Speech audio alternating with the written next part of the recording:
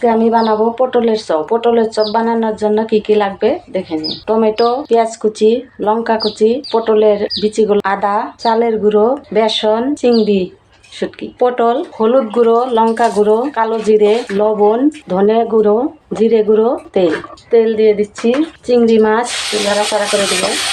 Tomato কুচি, পেঁয়াজ কুচি, লঙ্কা কুচি, আদা কুচি দিয়ে দিচ্ছি।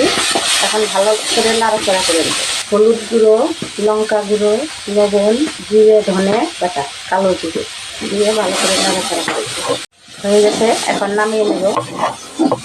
চালের গুঁড়ো, বেসন, লবণ, কালো জিরে, ধনে গুঁড়ো, জিরে গুঁড়ো, হলুদ গুঁড়ো, লঙ্কার গুঁড়ো ভালো করে নাড়াচাড়া করে নেব। পটলগুলোর মধ্যে পুরগুলো ভরে নেব।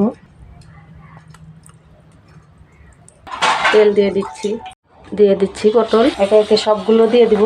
ভাজা হয়ে গেছে, এখন নামিয়ে নিচ্ছি। পটলের চপ হয়ে গেছে।